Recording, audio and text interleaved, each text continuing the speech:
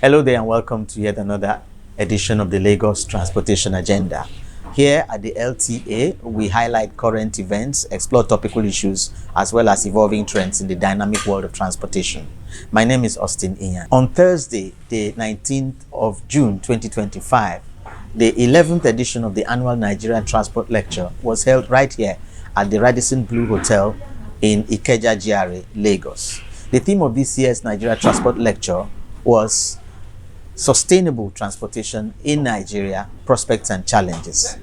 It was graced by a number of distinguished personalities, including key players in the transportation ecosystem in Nigeria.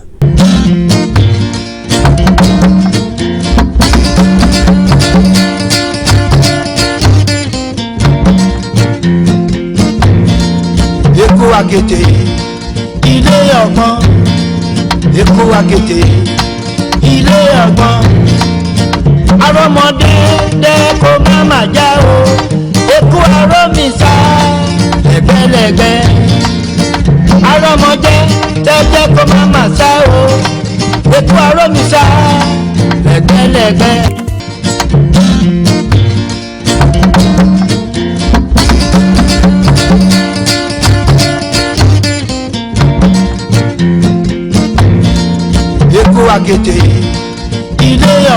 In his welcome remarks, Mr. Frank Kintum, who is the editor of Transport Day magazine, the conveners of the annual Nigeria Transport Lecture, observed that the key word in the global economy today is sustainability, and the Nigerian transportation ecosystem is no exception. As we all know, sustainable transportation offers numerous advantages, including environmental benefits like reduced emissions and resource conservation, economic benefits like cost savings and increased business opportunities, and social benefits such as improved public health and enhanced quality of life. To everyone who has been part of this journey for the past 12 years, on behalf of my team, I say a big thank you. Thanks for your rapt attention, and God bless you all. Mr. Kintum's remarks were followed by goodwill messages by a trio of distinguished personalities in the world of transportation. First up was Mrs. Anne Oladayo of the Federal Road Safety Corps, followed by Mrs. Yinka Olukoya, who represented the Managing Director of the Federal Airports Authorities of Nigeria, FAN. Then it was the turn of Professor Charles Asenime, who is the Dean of the School of Transport at the Lagos State University, or LASU. It is with great honor that I stand here today on behalf of the Corps Marshal of the Federal Road Safety Corps to express our appreciation to the organizers of this important gathering, Transport Day Media Group, for providing a platform to interrogate the future of transportation in Nigeria. The theme, Sustainable Transportation in Nigeria, Prospects and Challenges, could not have come at a better time. As a nation, we are at a junction where rising urbanization, climate concerns, infrastructure gap, and growing population demand smarter and safer mobility systems. For us at the Federal Road Safety Corps, sustainability in transport begins with safety, efficiency, and accountability. Our mandate goes beyond enforcement. We are partners in policy, advocacy, vehicle technology integration, public enlightenment, and interagency collaboration. In this regard, the Corps has adopted digital innovations in vehicle registration, driver's license, traffic data analytics, and patrol operations, all designed to reduce crashes and support cleaner, smarter road usage. However, we must admit that the government alone cannot achieve this true sustainability. It requires an all-of-society approach, from regulators to transport operators to commuters to private sector. This is why fora like this are invaluable. As we look ahead, The Corps remains committed to working with all stakeholders to ensure the Nigerian transport system is not just mobile, but also safe, smart, inclusive, and future-ready. On behalf of the Corps Marshal, Sheikh Mohammed MNI, and the entire FRSC family, I thank you for this invitation and wish all fruitful deliberation. Thank you very much. I'm here representing my MD, Mrs. Olubumi Koko, who is unavoidably absent for this occasion. She would have loved to be here. So on behalf of her, I wish everybody a fruitful deliberation, and I hope that all the deliberations will be put to use effectively by God's grace. We are the first university to start a full-fledged faculty of transport in the country. Because transport is the lifeline of any society. Without transport, you cannot do anything. When they say they remove subsidy, it's just they just remove subsidy from transport.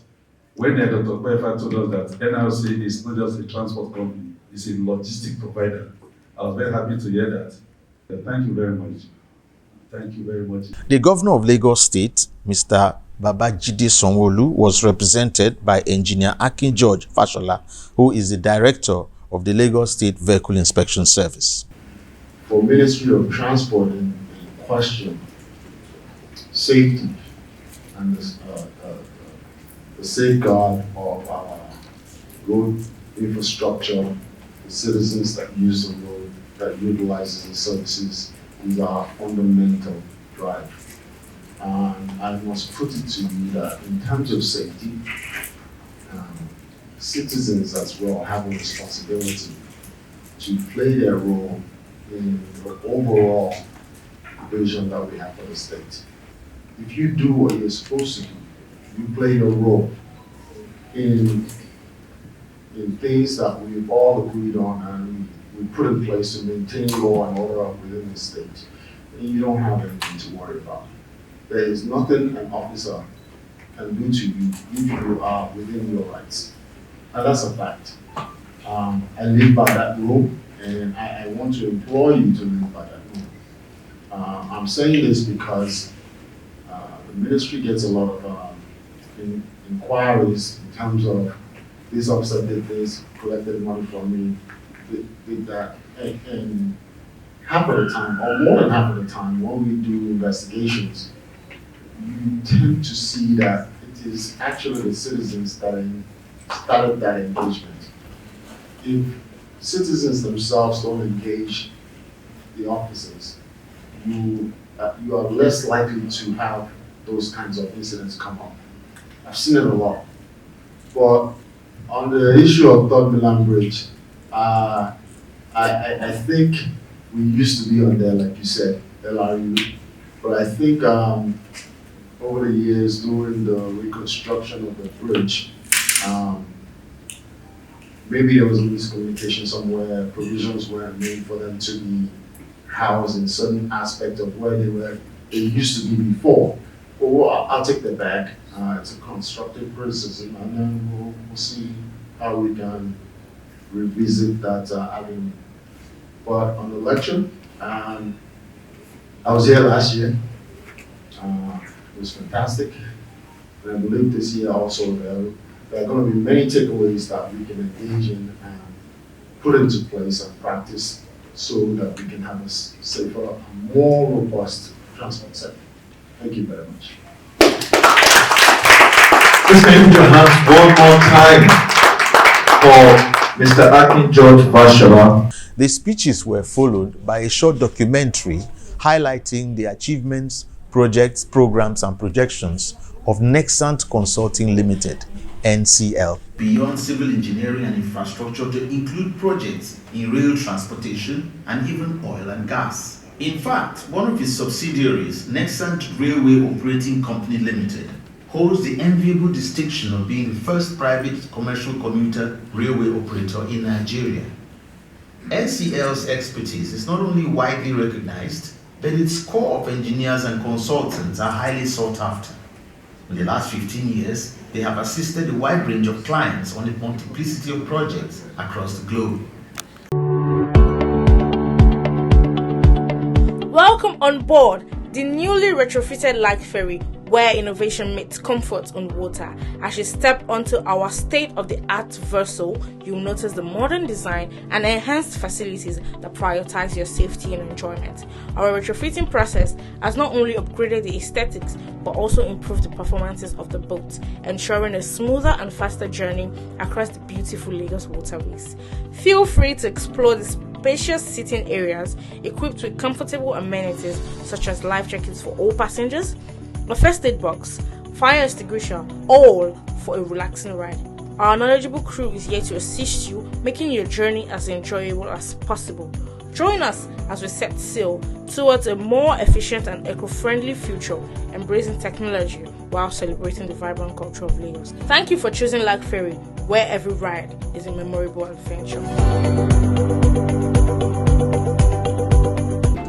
If you're just joining, it's the Lagos Transportation Agenda, and on this edition of the show, we are taking a look back at what transpired at the 11th Annual Nigeria Transport Lecture that took place in Lagos on the 19th of June 2025.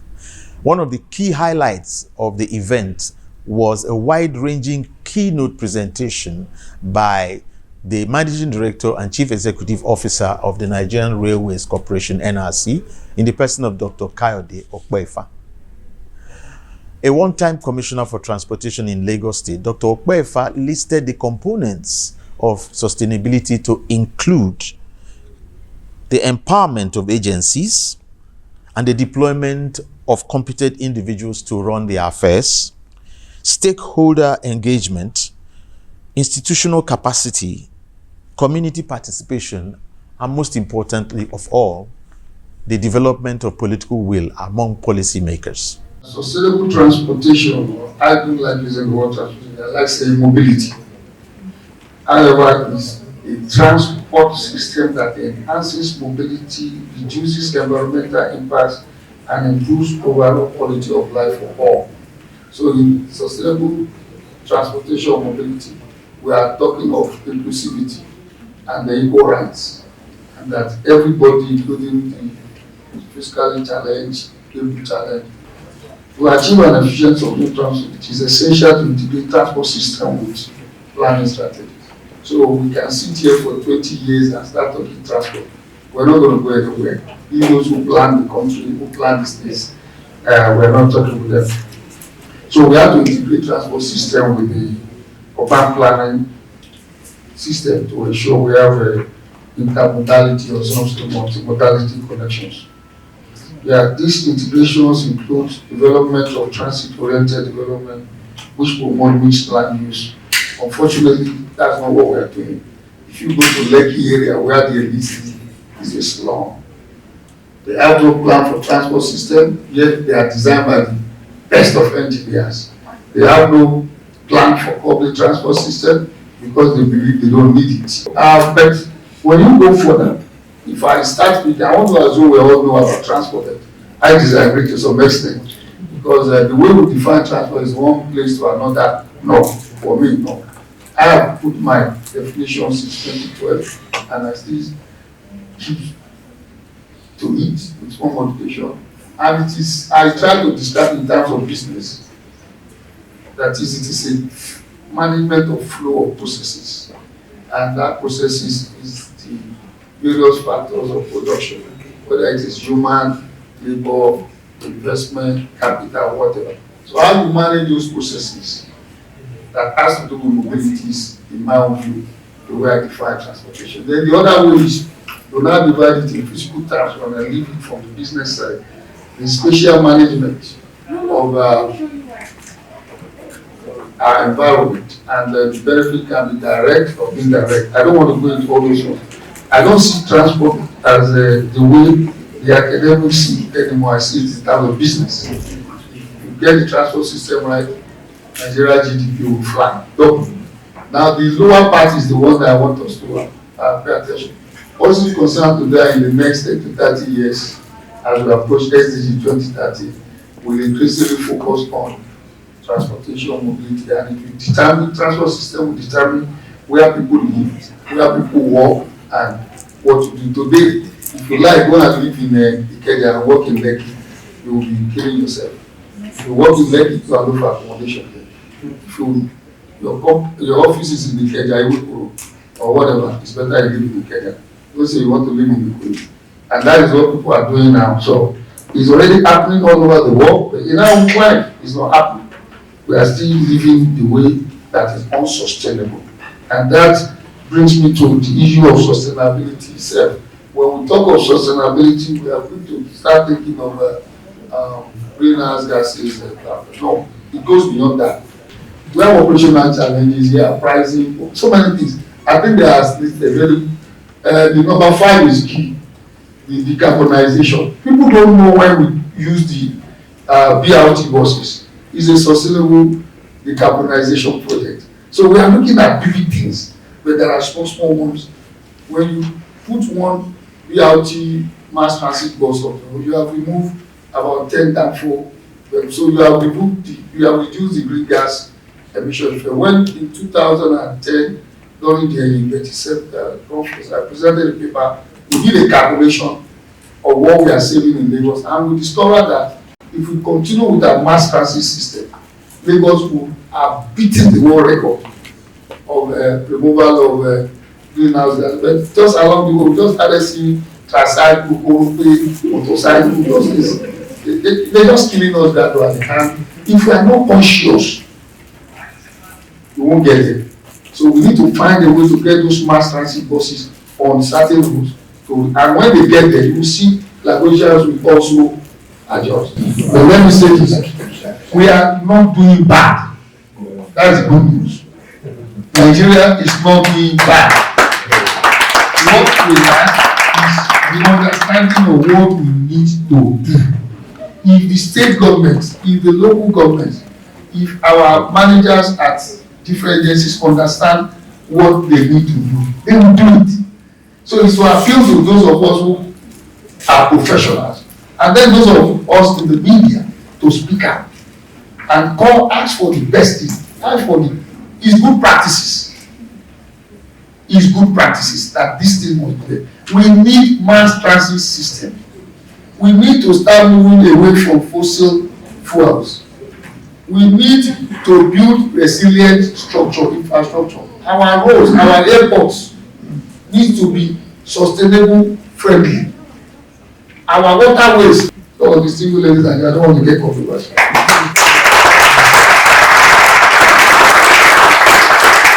Dr. Okpefa's well-received presentation was followed by an equally lively question and answer session in which individuals ranging from Mrs. Judith Agu, Mrs. Taye Olaniye, Mr. Tunde Tyson, Mr. Victor Yejide, and Mr. Alfred Abiodun raised issues, questions, concern, and interest about various aspects of the transportation ecosystem. I mean, talking about the topic, creating a sustainable transport sector. And we know what you did in Lagos State while you were the commissioner. You also cited an example about ensuring that people pay while parking. But the point is this, how about people that are recalcitrant, as in they are stubborn? Because the essence is to ensure that we make the place, we sanitize the sector, but they don't mind. They keep parking and they are paying, but the point is not in the payment. So what do we do in this stance? What actually should come into place? What can we do to ensure that they leave their vehicles at home, lessen the noise pollution and all of that? Thank you so much. I now want to ask, with the extent you have discussed here, to what extent do you think government should be planning with the people? I just want to say like a clarification on something you mentioned about Keke and Kobe. Of course, we know the threat that is posed to mass transit. But right now, we are seeing people now, giving out as companies, agencies, and some state governments giving out Kekes and Kobe's electric ones. I mean, we want to enlighten them on if they are posing a threat to mass transit. Is that a sustainable or viable investments. Thank you. Sir, I would want to ask your relationship with GSDS. When people get to miss the train, you should be able to do a date change or a time change. But when you miss the train, or you, for one reason or the other, you can't go with that train again, your ticket has gone. The 36 real. But unlike your normal air transport, you can do a date change, you can do anything, time change, even if you have to pay a token. At what stage, at what time do we have this come to a reality, sir? I want to ask, what is being done about that? Promoting the NMT, that is the non-motorized transportation as well, to enable the sustainability we are talking about. Thank you so much. The train is more convenient, and in terms of sustainability, it's more sustainable. It's a fact. Research has proved it. I think what we should focus on is the good news, is that we are making progress. Many of our states, you need to go to Kaduna, go and see what they are doing. They're doing fine. You need to go to Akwa Ibom, the state government. So many of our governors are putting up resilient, enduring, and sustainable infrastructure. I think that's what we should focus ourselves on. Not focusing ourselves. If Lagos State government, all the governors were to listen to them, they would have scrapped last mile. But whenever the governor says, can I take last mile away from the road for 5 hours, like Russians will say, no. Because Lagos will lock down. So let's focus on the positive side of the story. We are making progress. Our train system, I listed it, we need to design a new one, a new master plan that makes it more efficient. Another highlight of the event was the presentation of awards to various individuals and corporate entities who have done the most to contribute to the development of the transportation industry in Nigeria in the past 1 year.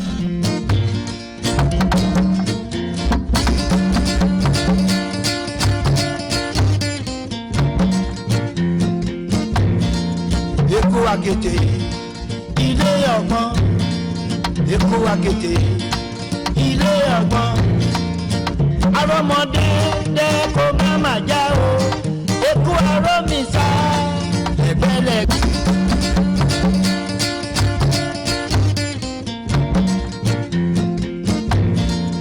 Èkó akété ilé ọgbọ́n, Èkó akété ilé ọgbọ́n, arọ́mọdé dẹ́kọ̀ máma já o, Èkó arọ́mísà lẹ́gbẹ́lẹ́gbẹ́.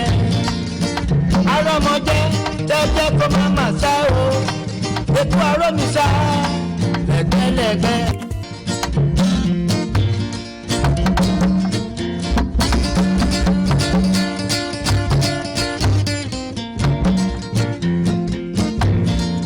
Èkó akété. The Nigerian Transport Lecture is an annual event convened by the Transport Day magazine published by Mr. Frank Kintum. It highlights topical issues in transportation and sets an agenda for policymakers as well as political leaders in the country. That's been the show today. Thank you for watching. I hope you join me at this time next week when we'll be back, God willing, with yet another interesting edition of the Lagos Transportation Agenda. Until then, this is Austin Young, and on behalf of the LTA crew, bye-bye and God bless.